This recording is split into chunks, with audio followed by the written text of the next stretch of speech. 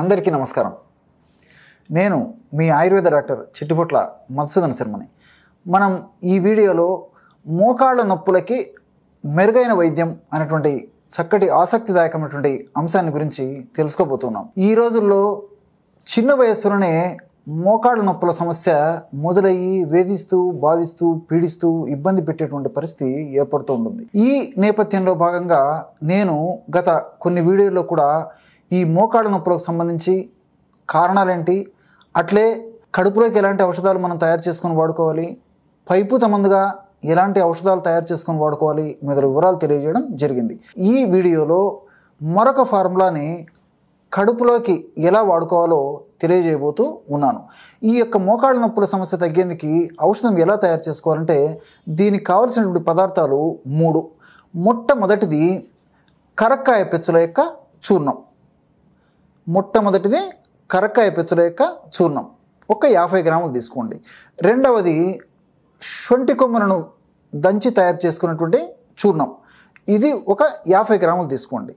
మూడవదిగా బెల్లం పొడి ఒక 50 గ్రాములు తీసుకోవాలి. ఈ 3 పదార్థాలు కలపడం వల్ల 150 గ్రాముల ఔషధం రెడీ అయిపోయింది.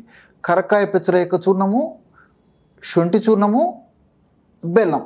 ఈ 3 పదార్థాలని మీకు వీలుండి వసతి ఉండి అవకాశం ఉండి అందుబాటులో ఆ యొక్క అనుకూలత ఉంటే మొదట బెల్లం తీసుకొని దంచేసేసి, అంటే రోలు తీసుకొని రోట్లో బెల్లం వేసేసి దంచి మిగతా 2 పదార్థాలు అంటే కరక్కాయ పొడి శొంఠి పొడి కలిపేసి దంచేసేసి ఆ పదార్థాన్ని అంతా కలిపేసేసి ఒక సీసాలో నిల్వ ఉంచుకోవచ్చు అన్నమాట. లేని పక్షంలో ఈ యొక్క పదార్థాలను మిక్సీలో వేసేసి కూడా ఆ పదార్థం అంతా కలిసిపోయిన తర్వాత మనం నిల్వ ఉంచుకుంటే సరిపోతుంది. మీకు ఎలా వీలైతే అలాగా ఈ యొక్క ఔషధాన్ని తయారు చేసుకోవచ్చు. ఈ 3 పదార్థాలు కలిపి తయారు చేసుకున్నటువంటి ఔషధము 150 గ్రాములు అయిపోతుంది అనమాట. ఈ 150 గ్రాముల ఔషధము మనకి 1 నెలకి సరిపోతుంది. తర్వాత ఔషధం అయిపోయిన తర్వాత మరలా కావాలంటే మరలా ఇదే పద్ధతిలో, అంటే మనం చెప్పుకోబోయేటువంటి పద్ధతిలోనే తాజాగా ఔషధాన్ని తయారు చేసుకొని మరలా వాడుకుంటూ ఉండాలన్నమాట. దీర్ఘకాలికంగా వాడినప్పటికీ ఎలాంటి ఇబ్బందులు ఉండవు, అన్నీ కూడా మనకు సైడ్ బెనిఫిట్సే ఉంటాయి. మరి ఈ యొక్క పదార్థాన్ని ఏ విధంగా వాడుకోవాలంటే, అంటే ఈ 3 కలిపి తయారు చేసుకున్నటువంటి పదార్థాన్ని గాజు సీసాలో నిల్వ ఉంచుకున్నాం కదా, దాన్ని ఎలా వాడుకోవాలంటే రోజు ఉదయం పరిగడుపున ఈ విధంగా 150 మిల్లీలీటర్ల నుంచి 200 మిల్లీలీటర్ల వరకు పల్చటి తాజా మజ్జిగ తీసుకోవాలన్నమాట. పల్చటి తాజా మజ్జిగలో, అంటే 150 మిల్లీలీటర్ల నుంచి 200 మిల్లీలీటర్ల పల్చటి తాజా మజ్జిగలో మనం తయారు చేసి పెట్టుకున్నటువంటి చూర్ణం 2.5 గ్రాము అంటే 1/2 టీ స్పూన్ కలిపేసేసి బాగా కలిసిపోయిన తర్వాత ఆ యొక్క మజ్జిగను సేవించాలి. అట్లే సాయంత్రం పూట కూడా 5 నుంచి 8 గంటల మధ్యలో మరొక్కసారి ఒక 150 నుంచి 200 మిల్లీలీటర్ల మజ్జిగలో 1/2 టీ స్పూను అంటే ఇంచుమించు 2.5 గ్రాము ఈ యొక్క చూర్ణాన్ని కలిపేసి సేవించాలి. ఈ విధంగా క్రమం తప్పకుండా ఈ యొక్క ఔషధాన్ని ఈ పద్ధతిలో వాడుకోవడం వల్ల చాలా సమర్థవంతమైనటువంటి ఫలితాలు శీఘ్రంగా సత్వరమే కలుగుతాయి. ఇక్కడ మజ్జిగ బదులు నీళ్లు కూడా వాడుకోవచ్చు అనమాట. అంటే 150 నుంచి 200 మిల్లీలీటర్ల నీళ్లు, అంటే గది ఉష్ణోగ్రతలో ఉన్నటువంటి నీళ్లను కూడా ఇదే ప్రమాణంలో తీసుకొని ఆ నీళ్లలో కలిపి కూడా సేవించవచ్చు. ఇక్కడ ఆధునికంగా మనం ఈ యొక్క ఔషధాల గురించి ఆలోచించినప్పటికీ ఈ యొక్క నేను చెప్పినటువంటి ఈ యొక్క ఔషధాలన్నీ కూడా ఈ నొప్పుల మీద అద్భుతంగా పనిచేసేటువంటి గుణాలు కలిగి ఉన్నాయి. ఉదాహరణకి కరక్కాయ గురించి మనం ఆలోచించినట్లయితే కరక్కాయల్లో చెబిలిన్, అదేవిధంగా కెఫిక్ యాసిడ్, అరబినో గెలాక్టాన్స్, పాలీసాకరైడ్స్ ఇలా అనేక రకాలైనటువంటి ఔషధాలు, ఔషధ తత్వాలు, రసాయన అంశాలు, కెమికల్స్ ఉన్నాయన్నమాట. ఇవన్నీ కూడా యాంటీ ఇన్ఫ్లమేటరీ ఏజెంట్గా పనిచేస్తాయి. అంటే ఇక్కడ సర్వసాధారణంగా మోకాళ్ళ నొప్పుల సమస్య ఉన్నప్పుడు ఇన్ఫ్లమేషన్ అనేటువంటి ప్రక్రియ జరుగుతూ ఉంటుందన్నమాట. ఈ ఇన్ఫ్లమేషన్ అనేటువంటి ప్రక్రియ జరిగినప్పుడు ఆ ప్రక్రియలో భాగంగా అందులో TNF ఆల్ఫా, అదేవిధంగా ఇంటర్లీకిన్స్ అంటే IL-2, IL-6, సైటోకైన్స్ ఇలాంటి వివిధ రకాలైనటువంటి రసాయన పదార్థాలు ఉత్పత్తి అయ్యి ఆ రసాయన పదార్థాల యొక్క ప్రభావం చేత, ఆ తీక్ష్ణత చేత మోకాళ్ళ భాగంలో నొప్పి, పోటు, సలుపు, బాధ ఇలాంటివన్నీ కలుగుతుంటాయి అన్నమాట. మరి నేను చెప్పినటువంటి పద్ధతిలో ఈ యొక్క కరక్కాయలు ఉన్నటువంటి ఈ యొక్క రసాయన పదార్థాలు యాంటీ ఇన్ఫ్లమేటరీ ఏజెంట్గా పనిచేయడం వల్ల ఆ యొక్క రసాయన పదార్థాల ఉత్పత్తిని తగ్గిస్తాయి. రసాయన పదార్థాల వల్ల మన కలిగేటువంటి యొక్క బాధలను కూడా తగ్గించేటువంటి శక్తి ఈ యొక్క కరక్కాయలు ఉన్నటువంటి నేను చెప్పినటువంటి ఈ యొక్క ఔషధాల్లో రసాయన పదార్థాల్లో ఉంది. అదేవిధంగా శొంఠిలో కూడా ఫినోలిక్ కాంపౌండ్స్, జింజరాలు, షాగోలు ఇలాంటి అనేక రకాలైనటువంటి అంశాలు ఉంటాయన్నమాట.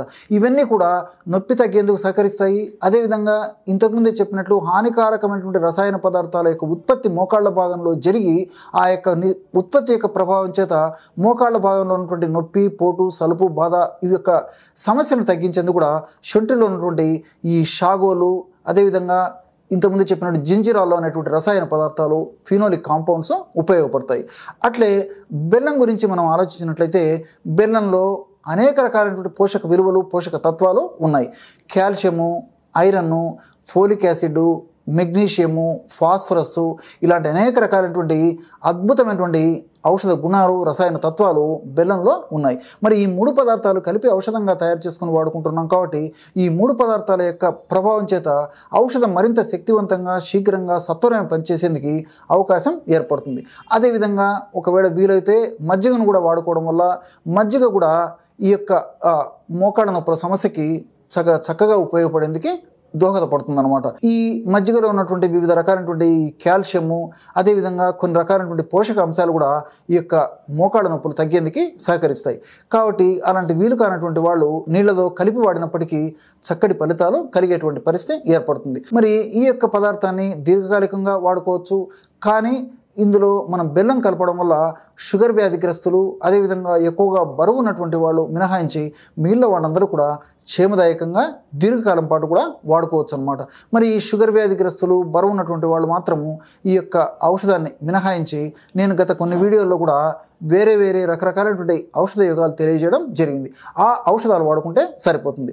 మరి ఈ యొక్క ఔషధం వాడుకోవడం వల్ల కీళ్లకు చాలా మంచిది, ఎముకలకు చాలా మంచిది, కీళ్ల భాగంలో ఉన్నటువంటి టెండాన్స్, లిగమెంట్స్ ఇలాంటి వాటికి మంచిది, అదేవిధంగా ఈ కండరాలకు మంచిది. ఇలా వివిధ రకాలైనటువంటి ఆ మోకాళ్ళ భాగంలో ఉన్నటువంటి ఆ కణాలకు కూడా చాలా చక్కటి పోషకాంశాలను కలుగజేసి అందులో ఉన్నటువంటి దోషాలని నిర్వీర్యం చేసేటువంటి అద్భుతమైనటువంటి శక్తి ఈ 3 పదార్థాల్లో ఉండడం చేత మరి కీళ్ళ వాపు, అదేవిధంగా కీళ్ళ పోటు, సలుపు, బాధ, నొప్పి అలాంటివన్నీ కూడా తగ్గిపోయేసేసి కీళ్ళలో చక్కటి ఆరోగ్య స్థితి కలిగేందుకు, చక్కటి వాతావరణము, కీళ్ళు ఆరోగ్యవంతంగా ఉండేందుకు కూడా ఈ యొక్క ఔషధం సదా ఉపయోగపడుతుంది. చూశారు కదా ఎటువంటి సులువైనటువంటి ఔషధ యోగాన్ని మోకాళ్ళ నొప్పుల సమస్య తగ్గేందుకు ఈ వీడియోలో తెలుసుకున్నారో.